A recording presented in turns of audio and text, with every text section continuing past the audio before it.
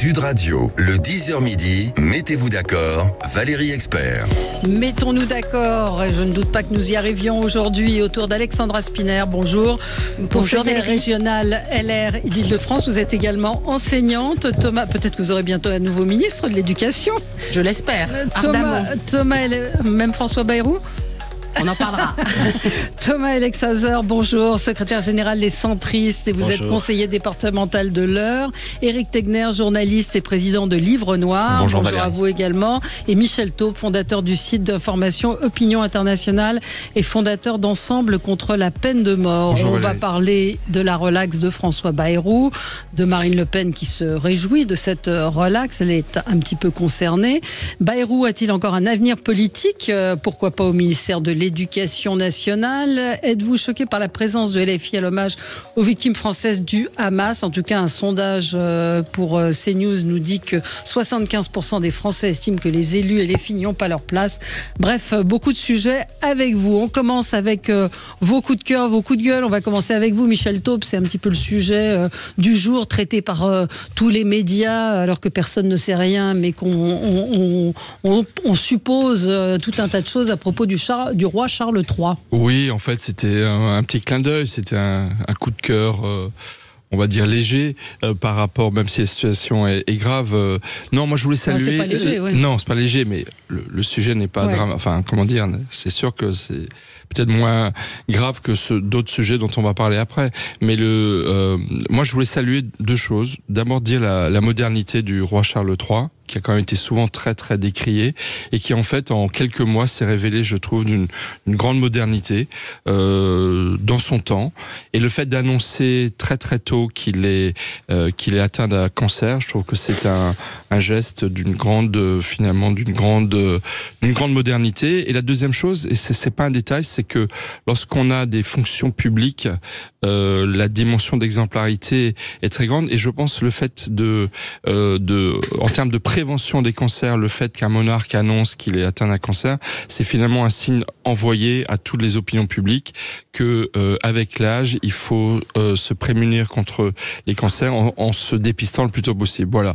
Donc c'était encore une fois avec voilà, je voulais saluer la modernité de ce roi qui était souvent décrié dans sa longue carrière. Et l'inverse de la reine Elisabeth qui a toujours été assez opaque sur le sujet, mais c'est vrai que c'est aussi un destin. Enfin, on espère qu'il va s'en sortir. J'entendais un cancérologue ce matin dire arrêtez de le condamner.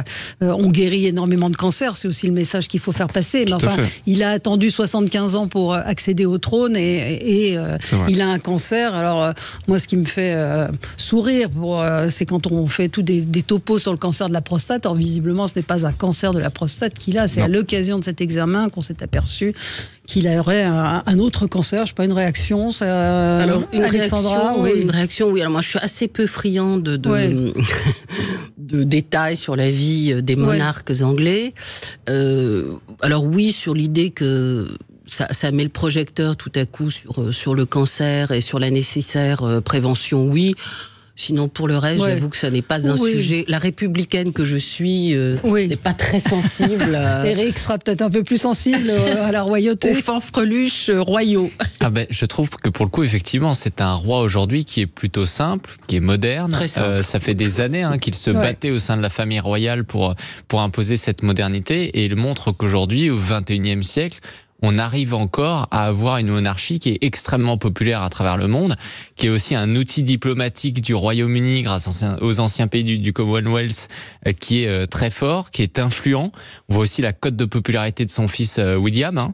On pourrait d'ailleurs parler de l'hospitalisation de Kate Middleton, qui pour le coup avait été mise sous les radars. Et évidemment, moi, ça me rappelle un peu Mitterrand à la fin de son mandat, qui avait caché sa maladie. Donc d'une certaine façon, et là je vous répondrai à la républicaine que vous êtes, ce n'est pas parce qu'on est de la République qu'on est une République, qu'on est forcément moderne et forcément en fait noble. Et ça n'est pas forcément parce que vous êtes un monarque ou d'une monarchie que vous êtes forcément passéiste. Ouais. Ça, c'est une question d'homme, ce n'est pas forcément une question de régime. Mais j'en suis convaincu néanmoins. Expliquer que le roi Charles est un roi simple, je vous invite à voir le faste de son train de vie. Alors j'imagine dans ce cas-là, la républicaine que vous êtes, être contre l'Élysée, contre les réceptions à Versailles. Non mais complètement. LR, ça me surprend. Nous parlons un peu trop du roi Charles, je trouve. Je devrais parler du roi Emmanuel. Hier soir, j'ai regardé BFM TV pour voir un peu l'actualité et pendant des dizaines de minutes, il n'y avait que ça. Oui, je suis d'accord avec vous. Ce que j'ai trouvé un peu curieux, c'est que les éditorialistes de BFM qui ne savaient pas quoi trouver comme accroche disaient nous imaginons que en Angleterre toutes les chaînes de télévision sont en direct news, alerte info, alors que nous-mêmes en France chez BFM TV, on était en direct news, alerte info sur un fait qui nous concerne assez peu. Je suis d'accord avec vous. Oui, bien entendu. C'est pour ça que je disais d'entrée des leaders européens, de ce qui se passe à Bruxelles, de Charles Michel. Mais bon, c'est un personnage important malgré tout. Mais je suis d'accord avec vous. Ce matin, quand j'ai vu un cancérologue venir expliquer ce que c'était que le cancer de la prostate, je veux dire, c'était un peu too much. Quand même, une petite chose, on dit souvent les Anglais, c'est la perfide Albion, etc. Mais franchement, ils sont beaucoup plus sincères, je trouvais honnêtes, en assumant leur amour de la monarchie que nous, qui soi-disant sommes républicains, alors qu'en fait, on vit dans une monarchie constitutionnelle, républicaine, mais monarchie, enfin la 5e République, le président de la République sur la 5e République a des pouvoirs exorbitants que n'ont pas certains dictateurs. Donc honnêtement, moi je salue encore une fois ce moment d'inquiétude du peuple britannique et je lui souhaite très bon rétablissement. Vous parliez de l'âge et des dangers, enfin des risques de maladie. Il y en a un qui devrait peut-être se faire examiner, c'est Joe Biden. Écoutez, ce n'est pas traduit. Écoutez, c'est de dire ça, attention. I went to what they call a G7 meeting, all the NATO leaders. And it was in the south of England. And I sat down and I said, America's back. And Mitterrand from from France looked at me and said, Voilà, Mitterrand d'Allemagne, non, de France. Donc il pense qu'il a rencontré François Mitterrand au G8, je crois, je sais plus. G7 à l'époque. C'est quand même. Alors c'est pas la première fois, mais j'avoue que c'est. Vous voyez, on parle de démocratie. Là, on est en train de parler de la plus grande démocratie au monde. Et bon, visiblement, elle semble dirigée, j'allais dire dérangée, mais dirigée par une personne qui effectivement n'a pas tous ses moyens. Donc ça pose aussi une autre question derrière, qui est celle aussi de est-ce que lui a le plein contrôle de son pouvoir, ou est-ce qu'il y a ce fameux état profond derrière dont on parle beaucoup, parce que si aujourd'hui c'était en fait un dictateur élu par le peuple, ça fait longtemps qu'il ne serait plus là. L'état profond, et puis surtout Kamala Harris qui est derrière à la manœuvre, ce qui n'est pas très rassurant non plus. Je ne sais pas ce qui m'inquiète le plus, la démence de Biden ou la vice-présidente. Bon, allez, on se retrouve dans un instant avec vous pour parler donc de François Bayrou et de bien d'autres sujets. À tout de suite sur Sud Radio. Des traboules de la Croix-Rousse à Saint-Georges, de la Pardieu au quartier des Pentes, de la place des Jacobins aux rives de la Saône, depuis le sommet de Fourvière, Sud Radio rayonne désormais à Lyon et le Grand Lyon sur 105.8. Connectez-vous aussi avec l'appli Sud Radio et parlons vrai. Sud Radio, le 10h midi, mettez-vous d'accord, Valérie Expert. Et on est ensemble avec vous pour commenter l'actualité avec Alexandra Spiner, enseignante, j'allais dire éducatrice, c'est pas loin, enseignante, conseillère régionale LR d'Île-de-France, Thomas Elexhauser, secrétaire général des centristes et conseiller départemental de l'Eure, Éric Tegner, journaliste, président de Livre Noir, un numéro, je rappelle, papier est en vente en kiosque, c'est un trimestriel, c'est ça? Exactement. Et Michel Taube, fondateur du site d'information Opinion Internationale et fondateur d'Ensemble contre la peine de mort. On va parler de la relaxe de François Bayrou, on va parler de son avenir politique. Fera-t-il partie de la nouvelle fournée des secrétaires d'État ou autres ministres? On va parler de cet hommage aux victimes françaises du Hamas et de la présence de la France insoumise qui choque une grande majorité de Français. Et puis l'Élysée également qui envisage un temps mémoriel pour les victimes françaises à Gaza. Ça, c'est la dernière trouvaille d'Emmanuel Macron. On continue avec notre tour de table avec vos coups de cœur, vos coups de gueule. Thomas, vous auriez pu faire un coup de cœur pour le Normand qui a gagné la Starac que nous recevions ce matin. Je me félicite, mais je n'ai pas suivi la saison de la Star Academy, donc voilà. je ne pourrais pas parler de quelque chose que je ne connais pas. Ouais, très talentueux. Moi, je voulais faire un coup de gueule ce matin sur un sujet un petit peu délicat. J'ai été contacté en tant qu'élu local par une habitante de mon canton, Constance, qui a voulu m'alerter sur la situation liée au remboursement des fauteuils roulants, puisque le président Macron avait fait une grande promesse annonçant une prise en charge totale des fauteuils roulants électriques et non électriques. Et Constance m'a alerté me disant que il y avait beaucoup d'incertitudes sur l'application de cette disposition. On est un peu sur une promesse un jour avec Emmanuel Macron. Et notamment, elle m'expliquait que pour les fauteuils non électriques, c'était remboursement jusqu'à 2600 €. Mais si jamais vous prenez un modèle qui est au-dessus de 2600 €, vous n'avez plus droit à aucun remboursement de la Sécu ni de la mutuelle. Donc ça, c'est un énorme point d'alerte quand même. Surtout que ce qu'elle me disait, c'est qu'il y a la situation des enfants qui, dans leur vie, peuvent être amenés à avoir plusieurs fauteuils roulants en fonction de leur croissance, bien évidemment, et donc autant de frais pour les parents. Il y a le sujet qu'il y a des fauteuils roulants pour les sportifs, pour les jeunes actifs qui ne sont pas toute leur vie, toute leur journée en fauteuil roulant, qui ont des modularités qui font que les fauteuils coûtent plus cher, bien évidemment, que 2600. Et sur l'électrique, c'est pareil. Elle m'indiquait que le remboursement était plafonné à 16 000 €. Mais si vous choisissez un modèle, et il y en a énormément des modèles qui vont jusqu'à 30 000, 40 000 €, à partir du moment où vous prenez un modèle qui est au-dessus du plafond fixé, plus de sécu, donc plus de mutuelle et plus aucun remboursement. Et donc j'ai discuté avec Constance et j'ai confirmé auprès d'élus autour de moi spécialistes des questions du handicap. C'est une véritable interrogation, c'est une véritable incertitude.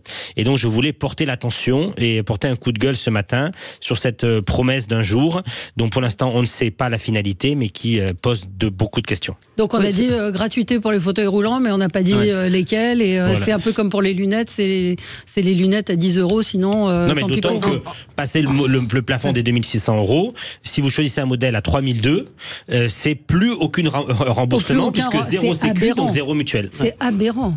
Alexandra Sinard, vous étiez au courant de ça? Oui, j'étais au courant et évidemment très inquiète, mais est-ce que c'est très surprenant de la part d'un gouvernement qui met le handicap soi-disant au cœur de son action, et nous sommes toujours dans l'attente, alors apparemment ce sera aujourd'hui, de la nomination d'un secrétaire d'État en charge du handicap, alors que nous avons en France 12 millions de personnes en situation de handicap.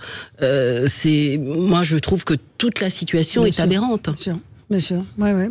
Moi, j'ai toujours trouvé que les personnes handicapées aujourd'hui étaient vraiment les oubliés de la société, du débat public. Il y a beaucoup de sujets qui sont mis en avant à dessein pour essayer de rattraper le retard. Je pense à l'égalité homme-femme. Mais la question du handicap, c'est comme si les handicapés dérangeaient, comme si ça posait problème aujourd'hui. Lorsque vous pouvez même aussi aujourd'hui avoir un enfant, on va vous annoncer qu'il est handicapé, qui aujourd'hui a, pardonnez-moi, mais qui a envie de se dire je vais le garder. Et même ça, en fait, on n'ose pas l'aborder, de dire en fait oui, vous pouvez le garder, il y a les moyens qui sont mis en œuvre, parce que c'est vrai qu'il n'y a pas beaucoup de moyens. Et on a du mal aussi à définir le handicap. Il y a les personnes qui vont être, ça va être visible. Il y a toutes celles où ça ne va pas être visible. Moi, j'en ai dans ma famille où, pour le coup, ces personnes-là qui peuvent avoir des maladies qui sont pas aujourd'hui, où il y en a 5 ou 6 en France, où il n'y a pas vraiment de recherche dessus, il y a seulement un médecin qui est spécialisé. C'est le combat de leur vie. En fait, ils passent leur temps pour essayer d'avoir à un moment donné une allocation qui va être au-dessus de 650 € par mois. Et ça, c'est extrêmement problématique. J'ai du mal à comprendre qu'ils se positionnent pas dessus. On avait parlé aussi des normes, puisqu'on parlait des normes pour les agriculteurs, pour les personnes en situation de handicap, c'est pareil. Cette femme qui raconte comment elle est obligée de se battre pour prouver que sa petite fille est trisomique, elle rentre en 6e et elle a le même parcours du combattant épuisant, ou cette femme à qui on propose un logement au 3e étage alors qu'elle est en fauteuil sans ascenseur. Enfin, c'est invraisemblable. Les cas délirants sont nombreux. Nous, à la région, nous avons fait du handicap une vraie cause, et on propose des solutions concrètes de prise en charge du handicap partout, à tous les niveaux de la société, à l'école. Oui, mais c'est vrai que vous avez raison. je trouve que les personnes en situation de handicap sont les grands oubliés. C'est une cause finalement qui est toujours un peu mise de côté et mais là il y a une promesse sous les radars. Mais là il y a une promesse que tout le monde a applaudi et on se rend compte qu'en fait elle est complètement dévoyée. C'est comme sur les agriculteurs surtout. C'est pour ça qu'il faut toujours suivre. Oui, il faut suivre les dossiers. Je peux témoigner d'expérience de ce que, parce que vous êtes conseillère régionale, mais le handicap n'est pas dans les principales compétences des régions, c'est les départements. Et je peux témoigner de ce que les maisons du handicap, les maisons départementales du handicap, sont complètement débordées, quasiment inaccessibles. Les dossiers mettent des mois et des mois. Il n'y a pas de référence. C'est dramatique. Et donc vraiment, il y a un manque cruel de personnel. Et je pense qu'il y a beaucoup de handicapés en France qui vont avoir un sentiment très ambivalent à la fin du mois d'août, lorsque vont s'ouvrir les Jeux paralympiques à Paris, alors qu'on est un des pays le plus en retard, en tous les cas en Occident, dans la prise en charge des personnes handicapées. Franchement, on est dans... Et sur l'accessibilité aussi. Sur toutes les dimensions. Toutes les dimensions. Enfin, je pense que Sud Radio a beaucoup d'écho. Je pense que cet appel, il faut le relayer. Bruno Le Maire et de votre département, il faut absolument que ça méritait d'être partagé. Et j'ai eu l'occasion d'échanger avec elle. J'ai eu l'occasion d'échanger avec des élus dans d'autres régions qui sont concernés par ces questions-là. Il y a une totale incertitude, c'est-à-dire qu'on balance des annonces, on balance des promesses et qui en plus surtout posent qui de sont véritables questions. C'est-à-dire rembourser jusqu'à tel niveau, 2800 2600. Et si vous voulez un autre fauteuil où vous dépassez, c'est plus remboursé. C'est plein de balles pour vous et vous n'avez même plus accès à votre mutuelle. Et Constance me disait qu'elle avait une bonne mutuelle d'entreprise qui lui permet d'avoir une très bonne couverture. Elle a cette chance-là. Mais si elle prend un modèle des modèles, admettons, sportifs, elle ne pourra plus, sachant qu'elle défend aussi la mobilité. Bien sûr. Voilà. D'ailleurs, si je peux me permettre, moi je voudrais saluer la force aussi des élus locaux comme vous, qui peuvent justement faire ce type de remontée. Et ça, c'est essentiel. Et sans vouloir polémiquer, quand on voit le gouvernement actuel où il n'y en a pas un qui vient par exemple du Grand Sud, pour reprendre l'expression de François Bayrou, il n'y en a pas un qui est descendu en dessous de la Loire, ça pose ce type de problème. C'est que derrière, ils ne sont pas en contact avec des élus de leur coin qui va leur faire des remontées ou derrière ça paraît extrêmement pratique, mais ça compte. Un chauffeur de taxi qui me racontait qu'il avait pris en charge une infirmière qui démissionne de l'hôpital Pompidou parce qu'elles étaient 20, elles sont 8 et elle n'en peut plus. Donc elle démissionne et elle se met en disponibilité, elle va faire autre chose. C'est absolument dramatique. Et on se dit, et quand il me raconte ça, je me dis mais comment le gouvernement n'entend pas ça? Parce qu'il y a tellement de sujets que je pense que c'est à qui lui met la pression, à qui prend un sujet médiatique et polémique et il se positionne au compte-gouttes. Mais c'est vrai que c'est un sujet oui, non, mais évidemment, vraiment, c'est important de le mettre en lumière. Mais la dernière loi importante qui a été faite pour les handicapés, c'est la loi de 2005 de Jacques Chirac. Chirac, oui, c'est le seul qui avait une volonté politique. Qui n'était pas, contrairement à ce qu'a dit monsieur Attention, Zemmour, parlez bien dans le micro. Qui n'était pas, contrairement à ce qu'a dit monsieur Zemmour, une loi de président de conseil général. Non, pas du tout. Mais une vraie loi essentielle qui a fait quand même bouger les lignes. Absolument. Aussi sur le regard qu'on porte sur les handicapés. Un auditeur, Xavier, me dit que lui, il conduit des enfants handicapés dans un véhicule spécial et qu'il ne peut pas emprunter à Perpignan les voies qui sont réservées aux bus alors que les ambulances et les taxis peuvent les emprunter. Enfin, il y a des choses et que les enfants passent des heures dans les embouteillages. On va marquer une pause et on se retrouve dans un instant avec vous. On va parler de la relaxe de François Bayrou. À tout de suite. Sud Radio, votre avis fait la différence. C'est la seule radio qui donne des informations, on peut s'interroger. C'est pas facile tous les jours, mais pour ma culture, c'est parfait. Sud Radio, parlons vrai. Moi. Sud Radio, le 10h midi, mettez-vous d'accord, Valérie Expert. Avec vous sur Sud Radio, on continue rapidement avec vos coups de cœur, vos coups de gueule. Alexandra Spinner, c'est bien parce que ça nous permet aussi de mettre le projecteur sur des sujets dont on parle un peu moins souvent. Et vous vouliez revenir sur les mutilations sexuelles. Oui, le mardi 6 février marque la 12e journée internationale de tolérance zéro à l'égard des mutilations génitales féminines. Alors c'est l'occasion de parler de l'excision. Ça concerne 200 millions de femmes dans le monde, 125 millions 125 000 femmes, en France. C'est une pratique ancestrale qui a lieu pour des raisons sociales, culturelles, avec de fausses idées qui véhiculent à peu près tous les pires stéréotypes hygiénistes, que cela préserve la virginité, que cela empêche les relations homosexuelles. Une petite fille est excisée toutes les 4 minutes dans le monde. Toutes les 4 minutes, c'est une pratique absolument barbare qui a lieu dans une trentaine de pays et sur 3 continents, et tout particulièrement en Égypte, en Éthiopie et en Indonésie. Il ne faut pas penser que c'est une pratique qui est absente de notre territoire, puisque fort heureusement on a durci les conséquences pénales et on a eu des jugements assez symboliques de mères qui avaient emmené leur fille pour qu'elle soit excisée. Mais ça concerne encore, et je crois que c'est important, à une époque où les violences exercées contre les femmes et les enfants sont au centre des préoccupations de notre société, et je m'en réjouis, le sujet des mutilations génitales reste encore tabou, et plus étonnant, ou pas étonnant du tout, les mouvements féministes, néo-féministes et wokistes sont totalement muets à ce sujet. Ouais. Voilà. Là, on peut saluer Denis Mukwege qui a été prix Nobel. Oui, et puis des associations formidables qui luttent au quotidien, et qui reconstruisent et qui voient les dégâts, parce qu'aujourd'hui il y a des hôpitaux en France, des cliniques qui reconstruisent pour la reconstruction des mutilations sexuelles et tous les dégâts aussi psychologiques dont on parle peu, dont les femmes victimes d'excision sont victimes également. Éric Tegner, c'est un coup de gueule sur la situation à Mayotte.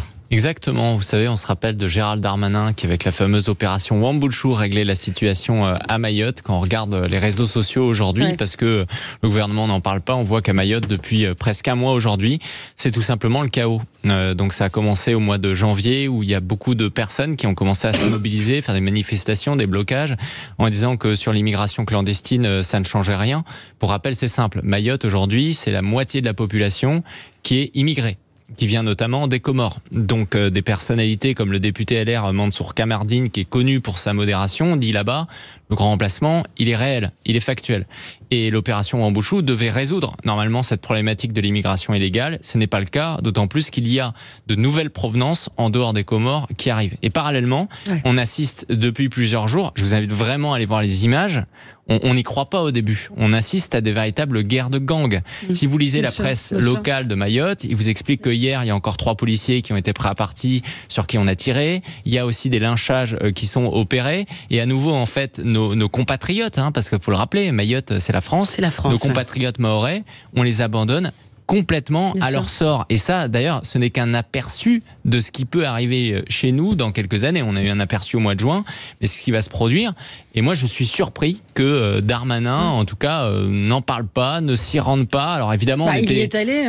Il y a eu un coup de com' il y a quelques mois où on a envoyé des soldats, des militaires, des policiers pour démanteler. Mais sauf que là, on se retrouve sur des stades. On se retrouve sur des stades quand même qui sont faits normalement pour les enfants, pour qu'ils puissent jouer, etc., qui aujourd'hui sont envahis par des illégaux. Et parfois la réponse aussi des personnalités, c'est de dire ah mais non, mais c'est bon, ils ont été régularisés. Donc quelqu'un qui pose problème, à partir du moment où il est régularisé, en fait il n'y a plus de problème. Ça me semble aberrant quand on lit les réponses aussi de la préfecture. J'en profite quand même pour saluer le courage et la grande solitude de Mansour Kamardine. Et de Estelle Youssoufa, qui est la députée qui va sur les plateaux, qui appelle, qui était sur Sud Radio la semaine dernière. Mais il faut savoir juste des choses, c'est que les moyens qui sont mobilisés pour le contrôle de l'immigration illégale, aujourd'hui, il n'y en a quasiment pas à Mayotte. Moi, je lui avais parlé à cette députée qui me disait qu'elle demandait la mobilisation de Frontex, qu'on a le droit de le faire, et on le fait absolument pas. Et moi également, des policiers là-bas qui nous disaient qu'ils se retrouvent confrontés, ou quand il faut envoyer des bateaux pour intervenir sur les fameuses pirogues qui arrivent, en fait, étant donné que le port dans lequel ils sont situés, il est à 1 heure, et qu'ils n'ont pas été capables de construire des pontons parce qu'ils n'ont pas les autorisations administratives, ils se retrouvent à faire... Ça semble délirant, en fait. Et encore une une fois, là, la mobilisation des forces de l'ordre sur les guerres des gangs les empêche aujourd'hui à lutter contre l'immigration clandestine. Il faut savoir, c'est ce que dit Kamardine à nouveau. Les Comores, c'est un projet politique qu'ils veulent faire. Les Comores, ils veulent récupérer Mayotte. Leur objectif, c'est de repeupler la situation de Mayotte avec des Comoriens, un jour d'avoir un référendum et de récupérer Mayotte. C'est ce que dit Kamardine et c'est ce qu'assume complètement aussi le gouvernement comorien. Ouais. Avec un petit élément complémentaire, je suis tout à fait d'accord avec vous, Eric, c'est qu'il y a eu des élections présidentielles aux Comores il y a quelques semaines, dans un irrespect complet des règles d'une élection démocratique. Et il y a Madagascar qui est dans un état de déliquescence sociale, politique, dramatique. Autant d'éléments de mauvaise gouvernance qui vont en fait décupler le nombre de migrants qui vont vouloir venir aux Comores, à l'île de la Réunion aussi, qui est pas si loin que cela de Madagascar, et plus généralement la déliquescence de la gouvernance en Afrique, dans de très nombreux pays, est un des principaux facteurs de poussée migratoire vers l'Europe, à commencer par Mayotte. Et je noterai un élément d'ailleurs, Marine Le Pen qui s'était rendue en pleine campagne présidentielle est une star là-bas à Mayotte, malgré le fait, il faut le dire, que 98% des Mahorais aujourd'hui sont musulmans.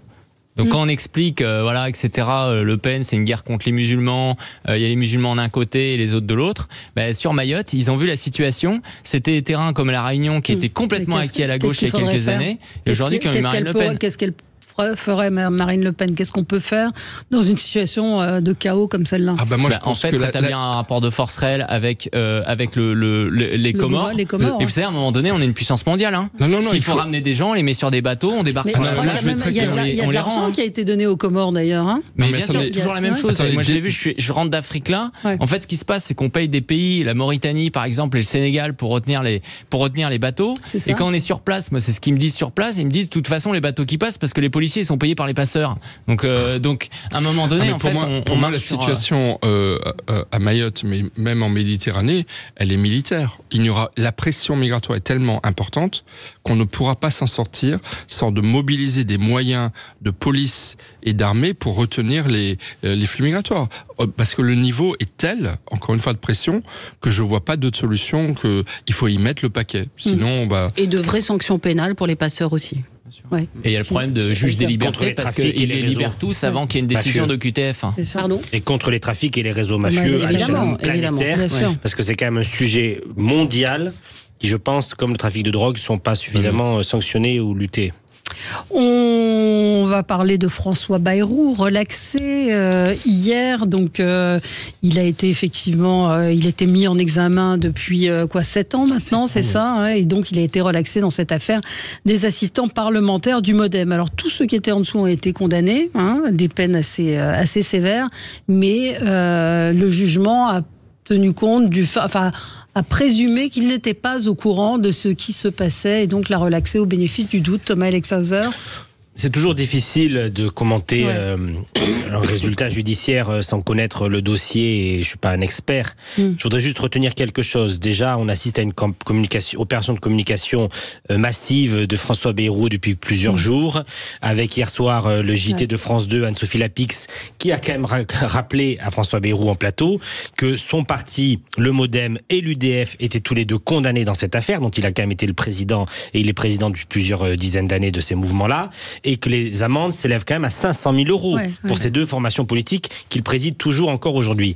Donc, il a été relaxé, c'est une chose, mais je pense qu'il y a quand même beaucoup de sujets dans cette affaire qui ne sont pas anodines. Et les élus du parti qui ont été condamnés, comme M. Mercier ou M. Benamias, ont eu des très lourdes peines. Et donc, je pense que ce n'est pas non plus une affaire à prendre à la légère, comme nous y assistons depuis quelques heures. Oui.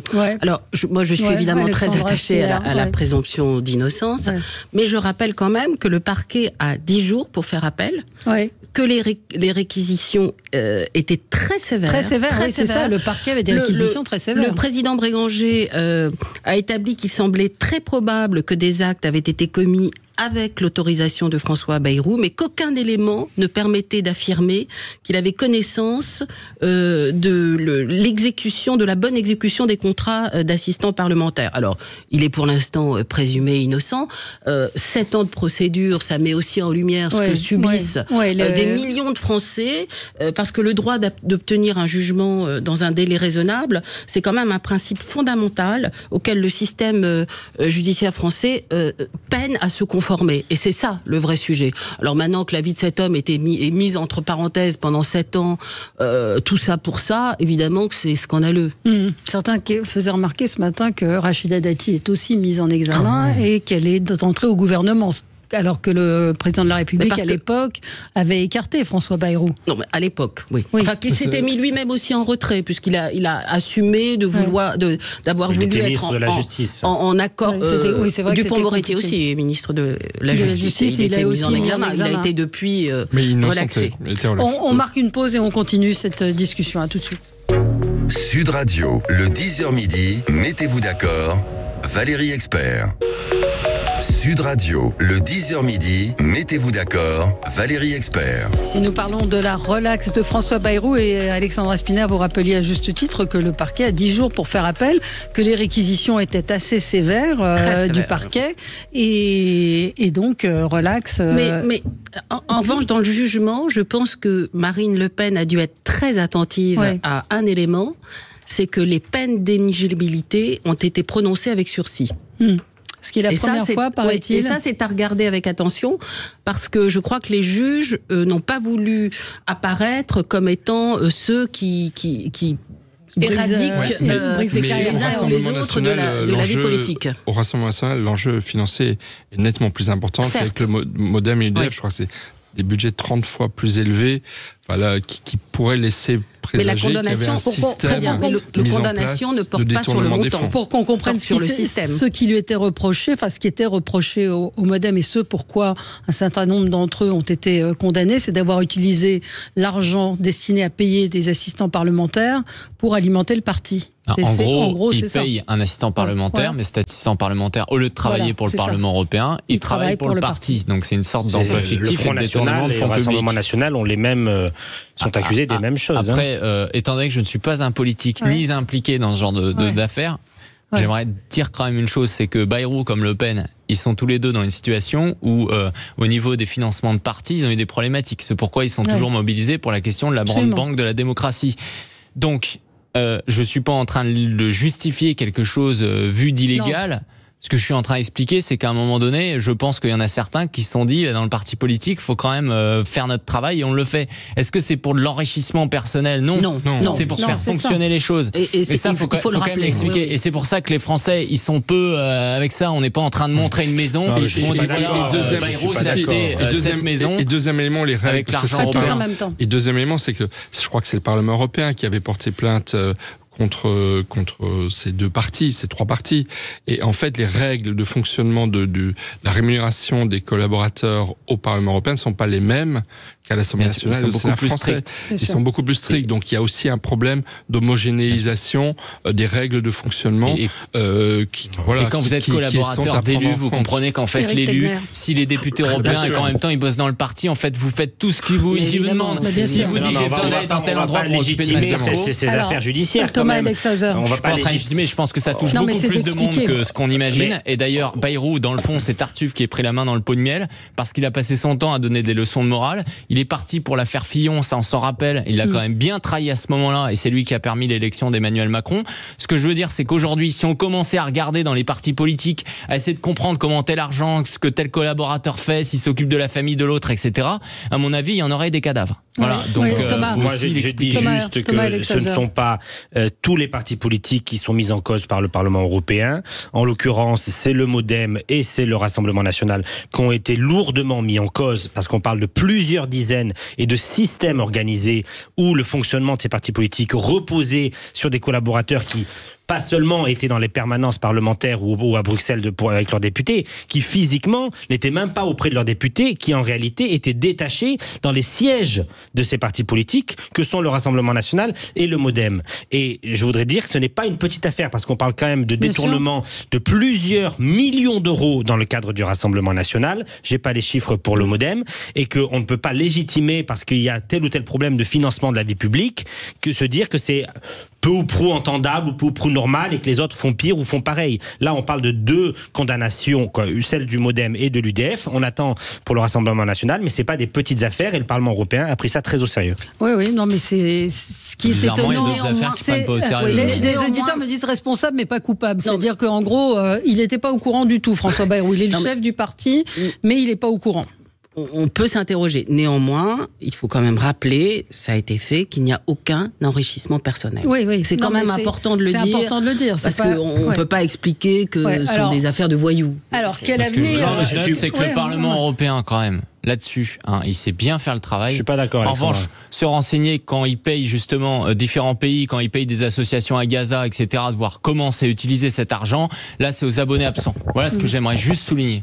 Non, sur l'enrichissement personnel, je suis pas forcément d'accord, parce qu'il faut savoir que les enveloppes des députés européens pour payer leurs collaborateurs sont des enveloppes énormes, que ces enveloppes-là, en plus, quand les collaborateurs sont basés à Bruxelles, c'est non imposable. On parle de salaire moyen qui avoisine les 5-6 000 euros par assistant parlementaire. Et si ces gens-là ont été payés par des fonds européens sans respecter la différenciation du sol entre le poste à Bruxelles et un poste à Paris, on peut parler d'enrichissement personnel pour ces assistants parlementaires. Et il y a d'ailleurs de grands nombres de députés du Rassemblement national qui sont mis en cause. En tout cas. Non, mais enrichissement pour le président du parti. Si vous croyez qu'on devient collaborateur parlementaire, les collaborateurs enrichissement, c'est pas.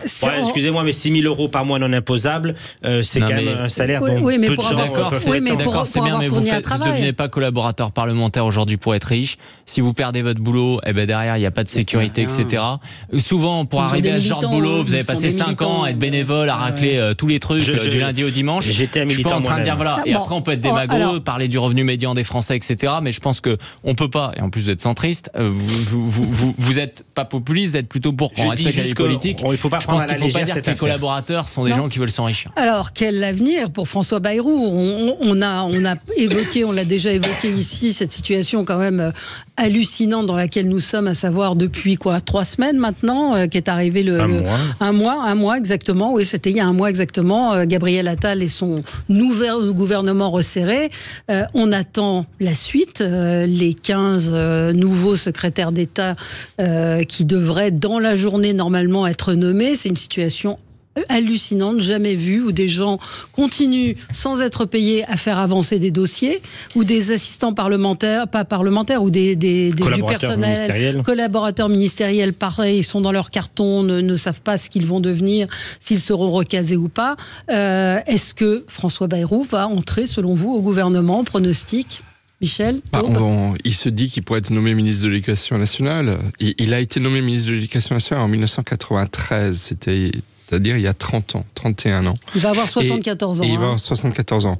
Honnêtement, il est un des piliers de la majorité présidentielle, il est un des principaux interlocuteurs du chef de l'État. Je pense que pour lui, c'est une forme de revanche par rapport effectivement à son départ du gouvernement il y a 7 ans. Après, ce serait, je pense, un non-événement politique, parce que ça changera strictement rien à la fragilisation de la majorité présidentielle dans l'arc politique qui est celui d'aujourd'hui. Moi, je voudrais dire, c'est quand même proprement scandaleux qu'il n'y ait pas de ministre ou de secrétaire d'État sur toute une série de sujets. Vous parliez tout à l'heure en off, hors antenne, de la consommation. On pourrait parler évidemment du logement et de l'habitat, qui est dans une situation dramatique, sur lequel les professionnels du secteur n'ont pas d'interlocuteurs disponibles. Nous parlions tout à l'heure du handicap.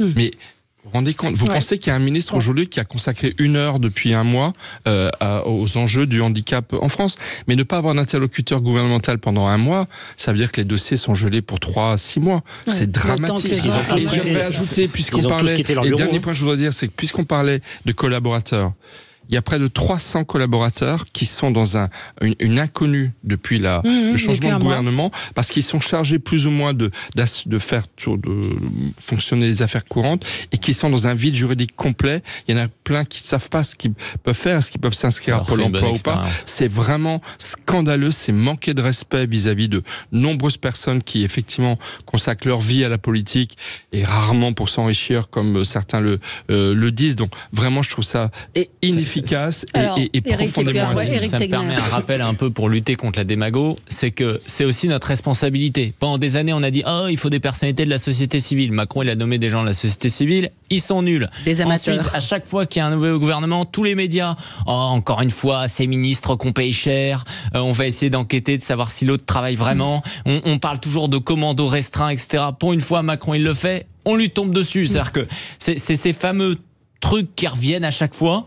À un moment donné, il faut aussi avoir la responsabilité de dire sur le commando restreint. Le commando restreint donc, que vous appelez, ce sont les 14 ministres de plein exercice qui sont en fonction depuis un mois maintenant. Il y avait quand même 43 ou 42 ministres secrétaires d'État sous borne. Là, on s'attend peut-être à un gouvernement qui, in fine, sera peut-être de moins de 30 Parce qu'il voulait qu'on retienne 14 et non 35. Ouais. Donc, il s'est dit, on fait une première salve de 14 pour la communication, pour les médias. Il voulait qu'on retienne Rachida Dati sur 3 semaines après, on va nommer le reste. Voilà. Et donc, si à un moment donné, on fait aussi comprendre médiatiquement que ça nous est égal, bien sûr, parce que Macron, vous savez, il fonctionne avec les médias. Et je pense que c'est important de rappeler ce genre de trucs. Comme vous dites, il fonctionne avec les médias, il ne nommera pas Bayrou, rien que pour. Je pense pas, non. Et Bayrou, je veux vous dire, moi, il me fait de la peine. Pendant 7 ans, chaque fois, il s'est battu. Effectivement, il a été éjecté. On lui a fait un haut commissariat au plan. Bon, il en a pas fait grand-chose, mais avec Macron, est-ce qu'il pouvait faire quelque chose de ça? À chaque fois, il le suit. Il croit toujours que sa bonne étoile. Il parle de 2027, etc. Et je pense qu'à nouveau, Macron, il va lui faire 2 câlins. Il va rentrer à Pau. Il va aller le voir. Voilà. Et ça va être terminé. Au salon de l'agriculture, il y aura peut-être une bonne séquence. Et voilà. De toute façon, Bayrou, ça fait 7 ans qu'il avait découvert. L'avenir. Michel, vous parliez de mépris, mais que peut-on dire du fait d'avoir, pour les enseignants, une ministre de l'Éducation nationale à quart de temps, si je puis dire. Ça, c'est dans la suite de ce que vous évoquiez. Pour ça, pourquoi pas 20 ministres plutôt que 15 et avec des périmètres un peu plus décents. Alors, Bayrou entrera d'après vous ou pas? Là, on est sur sur les pronostics. Il a dit qu'il n'écartait rien, donc je pense qu'il en a très très envie. Il en a évidemment très très envie. Est-ce qu'il avait été un bon ministre de l'Éducation? Est-ce que vous avez un souvenir? Quand il dit que s'il est nommé, il va tout changer, à partir du moment où il l'a déjà été et que rien n'a changé, moi j'ai la réponse. Oui, alors. Néanmoins, dans les intentions, c'est quelqu'un qui était très attaché à faire de l'école un ascenseur social, qu'on retrouve de la mobilité pour corriger les inégalités de destin. C'est quelqu'un qui était très attaché à remettre la langue au cœur de l'école, l'apprentissage de notre langue. Et c'est un ministre qui, le premier, a mis l'accent sur la méthode. Parce que souvent, nos enfants, nos élèves, sont en situation d'échec, non pas parce qu'ils ne sont pas bons, mais parce qu'ils ne maîtrisent pas la méthode. L'apprentissage, la mémoire, la curiosité. Et ça, c'était plutôt une qualité. Il aime les enseignants, il est enseignant lui-même, agrégé de lettres. Mais bon, ça n'est pas un gage de réussite, puisque René Monory était garagiste et il n'a pas été un si mauvais ministre de l'Éducation nationale. Moi, je ne sais pas, j'ai plutôt l'impression qu'il va arriver à l'Éducation nationale, mais je me trompe peut-être, je ne sais pas. Ça pose quand même une question de compétence, Thomas tout cela. Parce que les principaux ministres régaliens du gouvernement Attal sont tous issus ou presque de la droite.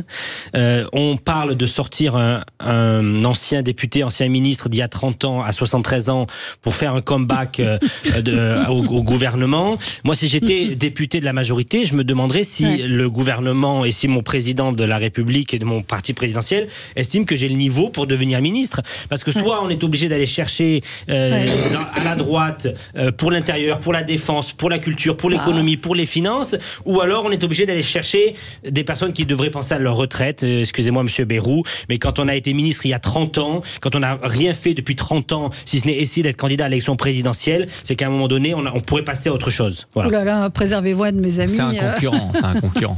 Oui, c'est un concurrent, absolument. Mais alors, manif aujourd'hui, négo demain, François Bayrou recevra étudiants, syndicats et présidents d'université. Dans quel cadre? Je ne sais pas. C'est où ça? C'est pas. Moi, je pense qu'il va plutôt rentrer au gouvernement. Ah non, c'était en 95, pardon. C'était, voilà, c'est un auditeur qui m'envoie ça. C'était en 95. Je me disais, ça me paraissait un peu bizarre. C'est quand même bizarre ce système parce que je sais pas si vous vous souvenez quand Hollande était président, on se retrouvait avec les mêmes ministres du gouvernement Mitterrand des années 90. C'est-à-dire que on avait Sapin, finalement, Joe qui Biden faisait un n'était comeback, pas si loin. on avait Ségolène Royal. Je comprends pas. Où sont les talents dans la Macronie pour aller chercher les ministres d'il y a 30 ans, les ministres de Chirac, mais les peut-être ministres. qu'il n'y en a pas. Peut-être que vous avez la réponse. Mais peut-être que l'âge n'est pas une qualité en soi non plus. La jeunesse n'est pas une qualité en soi. Non, je parle de compétences. Où sont les compétences à la Macronie? Vous parliez de l'âge. Oui, mais j'estime quand même. Vous savez ce que je pense des compétences de la Macronie, donc. J'estime quand même que François Bayrou peut peut-être faire autre chose que de rentrer au gouvernement. En tout cas, il pourra faire que mieux. Il pourra faire que mieux. Il est maire de Pau aussi, il a du travail à ce niveau-là. Absolument. On verra, à suivre, et on va revenir sur cet hommage rendu mercredi aux victimes françaises du Hamas en Israël. Sud Radio, le 10h midi, mettez-vous d'accord, Valérie Expert. Sud Radio, le 10h midi, mettez-vous d'accord, Valérie Expert. Alors, je voulais qu'on revienne sur la polémique autour de la présence de LFI à cet hommage solennel qui sera rendu mercredi aux victimes françaises du Hamas en Israël. 74-75% des Français, selon un sondage, sont opposés à la présence de LFI compte tenu de leur difficulté à qualifier d'attaque terroriste, ce qui s'est passé le 7 octobre. Je ne sais pas ce que vous en pensez les uns et les autres. C'est tout simplement obscène. De quoi, leur présence? Leur présence est tout simplement obscène. Alors pourquoi Parce que vous parlez de leur difficulté à qualifier les pogroms du 7 octobre d'attaque terroriste, mais je parlerai aussi de leur coupable complaisance à l'égard du Hamas. Donc moi je ne sais pas, je trouve quand même très étonnant que on leur demande, les familles des victimes qui sont quand même les principales concernées, leur demandent de ne pas venir. Et ils seront là, ils sont fidèles à eux-mêmes, obscènes, vulgaires et indécents. Voilà, tout simplement. Alors ce matin, Meyer Habib était l'invité de Jean-Jacques Bourdin. Et il a déclaré « Imaginez Bousquet, Papon ou Forisson à la cérémonie du Veldiv. Certains élus sont des négationnistes. La présence de ces députés bafoue la mémoire des victimes. Ils font le buzz, ils veulent les caméras braquées sur eux. » C'est une offense aux victimes, absolument. Voilà, et il dit ils ont de l'empathie avec les assassins. J'ai écrit à Emmanuel Macron car la présence de certains de ces députés est indigne. C'est ce que déclarait donc Meyer Habib ce matin sur Sud Radio. Thomas Alexhauser. Oui, sur les attentats du 7 octobre et la présence de LFI à l'hommage national français, je pense que ça pose la question de la conscience. La conscience de ces parlementaires français qui ont eu des mots terribles après les attaques et les attentats, et qui ont eu les mots aussi de résistance, d'actes de résistance pour qualifier l'ignominie de ce que nous avons vécu et encore... On ne sait pas encore tout et l'histoire donnera le détail de ce qui s'est passé là-bas de manière terrible. Et je pense que ça pose vraiment la conscience. On est dans un pays où il y a beaucoup de liberté de parole, liberté d'opinion. Il y a toujours eu dans notre pays des mouvements pro-palestiniens, etc. Bon. Mais la violence des mots, quand le président Mélenchon dit qu'il y a une bande privée, campe en Israël. Tous ces mots-là ont un sens. Et donc, je pense qu'il y a un sujet de conscience et de décence dans le fait de vouloir être présent à un moment de recueillement en présence des familles. En présence des familles qui ont perdu des frères, des sœurs, des enfants, des femmes qui ont été violées, des vieillards qui ont été brûlés. Je pense que la conscience n'est pas là. C'est un affront qu'il aurait fait. Je veux dire, le lundi 9 octobre, 2 jours après cette terrible journée qui est pour moi un crime contre l'humanité et un crime antisémite. Je dis antisémite et non pas antisioniste parce qu'en fait, moi, ce qui m'a tout autant choqué, enfin évidemment, ce qui s'est passé le 7 octobre est absolument innommable, mais c'est le déferlement de haine antisémite sur les réseaux sociaux et de la part de Français dans les jours qui ont suivi et bien avant la riposte israélienne, dans les jours et les semaines qui ont suivi. Or, le lundi 9 octobre, il y a eu une première vague de manifestations dans les rues de France, à Paris, mais partout en France, pour condamner ce qui s'était passé le 7. Et aucun député LFI, sauf un, qui s'appelle Rodrigo Arenas, et que je veux saluer ici, député de Paris 13e, aucun député LFI n'a participé à ces manifestations. Alors qu'on était au surlendemain de l'horreur commise le 7 octobre. Et 3 ou 4 mois après, ils se permettent de venir rendre hommage aux victimes du 7 octobre, alors qu'au moment même où tout le monde découvrait l'horreur, ils étaient absents. C'est vraiment scandaleux. Dernier point, il y a plus de 1000 personnes qui sont invitées dans la cour des Invalides demain. J'espère que malgré effectivement cette indignité de leur présence, la dignité sera respectée par respect évidemment pour les familles et pour les otages et que évidemment alors il y a toutes les victimes du Hamas, mais il y a notamment les otages, et les otages, j'espère qu'ils seront libérés très rapidement. 3 otages français à Gaza, 3 otages français, oui, dont on ne parle pas ou très peu. Ce matin, Raquel Garrido déclarait que c'était une polémique mal placée, une controverse mal placée. Ça n'est pas elle, ça n'est pas à elle d'en décider. Si les familles des victimes ne veulent pas d'eux, ils ne viennent pas, c'est tout. Il n'y a pas de discussion à avoir. Éric Tegner. Je sais pas, je suis un peu modéré ce matin, mais je partage en soi ce que vous dites sur la France Insoumise. C'est juste que j'ai du mal un peu aux appels à l'interdiction d'avoir telle ou telle personne. Moi, je me souviens que c'est arrivé au Rassemblement National pendant des années où le CRIF ne voulait pas d'eux, etc. Donc ça me dérange. Par cohérence, je pense que si d'ailleurs ils n'avaient pas voulu venir, on les aurait accusés de ne pas voulu venir. Donc voilà, il faut quand même avoir conscience de ce deux poids, deux mesures. Là, on est dans une autre situation, c'est-à-dire qu'on leur demande de ne pas venir, donc on ne va pas leur reprocher de ne pas venir. Je parle de la conscience de chacun. Je parle de la conscience de chacun, parce que c'est la liberté de chacun de ses parlementaires à venir ou à ne pas venir. Est-ce qu'ils pensent être légitimes ou justifiés? Mais ce que je veux dire par là, c'est que je pense que sur la France Insoumise, il faut pas que ça soit l'unique, en fait, l'unique cible à avoir. À chaque fois, tout le monde est d'accord en règle générale. La France Insoumise, ils flirtent avec l'antisémitisme, etc. Moi, je pense qu'en 2027, si on se retrouve avec un Mélenchon-Le Pen, les mêmes qui aujourd'hui critiquent la France Insoumise appelleront à voter Jean-Luc Mélenchon. Je pense que aussi, il y a une grande partie des gens aujourd'hui qui et c'est normal et c'est bien, vont défendre Israël, vont lutter contre la France Insoumise, vont lutter contre l'antisémitisme, mais en même temps importent des immigrés de plus en plus qui sont en règle générale provenance de pays qui aujourd'hui soutiennent Gaza et le Hamas et le font en parfaite incohérence. Et donc en fait la France Insoumise, ça devient un peu le truc aujourd'hui, c'est un peu comme le wokisme où tout le monde est ok de taper dessus, c'est finalement facile, on peut avoir 2 minutes pour taper dessus mais on se pose pas les vraies questions. Et je pense d'ailleurs que d'ici quelques années, à nouveau, vous savez, ça va se rééquilibrer au moment de la présidentielle. Et donc moi, si on veut vraiment lutter contre l'antisémitisme, je le disais d'ailleurs avant le 7 octobre, j'avais à chaque fois, on allait dire ah ouais mais toi t'es le facho de dire ça. Je disais s'il y a une hausse de l'antisémitisme aujourd'hui en France, c'est qu'aussi on est en train d'importer de l'antisémitisme par une explosion de l'immigration, de non mais ça n'importe quoi, et on réalise qu'en fait oui, on a importé le conflit israélo-palestinien sur notre territoire en raison de ces mêmes populations. Donc j'aimerais aussi qu'un jour on ait le débat de façon posée, avoir vraiment les causes et pas juste à taper LFI. Mais écoutez ce que dit Mathilde Panot. Elle dit elle a déclaré qu'elle se rendrait à la cérémonie. Elle dit je souhaite que soit rendu hommage à l'ensemble des victimes françaises de cette guerre au Proche-Orient, donc aux Franco-Palestiniens tués à Gaza. Donc déjà on est sur un hommage à des gens qui ont été victimes d'une barbarie insoutenable. Mais elle ne va pas là-bas en disant je vais soutenir les familles des victimes, je soutiens. Il y a 2 jours à Rafah devant la frontière de la bande de Gaza. Ce qui est le plus grave dans le propos de Mathilde Panot, c'est qu'en disant qu'elle veut rendre hommage à toutes les victimes de cette guerre, elle nie évidemment la dimension principale de ce qui s'est passé le 7 octobre. C'est-à-dire le 7 octobre, c'est effectivement notamment une déclaration de guerre du Hamas contre Israël et une déclaration de guerre visant à la destruction de l'État d'Israël. Mais c'est aussi un crime contre l'humanité, c'est aussi un acte d'une barbarie antisémite sans nom, et encore une fois, parce que non seulement il y a le 7 octobre, mais il y a ce qui s'est passé les jours suivants.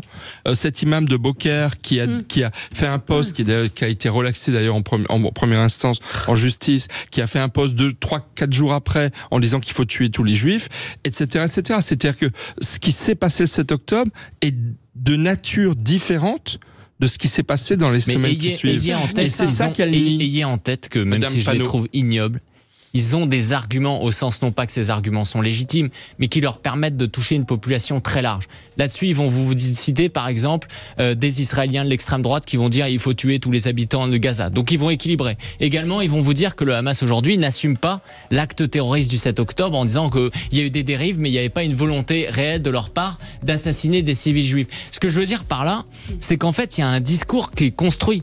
de leur côté.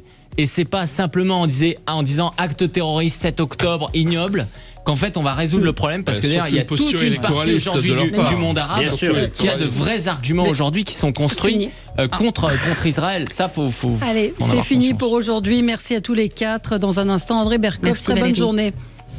De Fourvière à Montplaisir, de la Cité internationale à Gerland, du parc de la Tête d'Or à Saint-Just, depuis le sommet de Fourvière, Sud Radio rayonne désormais à Lyon et le Grand Lyon sur 105.8. Connectez-vous aussi avec l'appli Sud Radio et parlons vrai.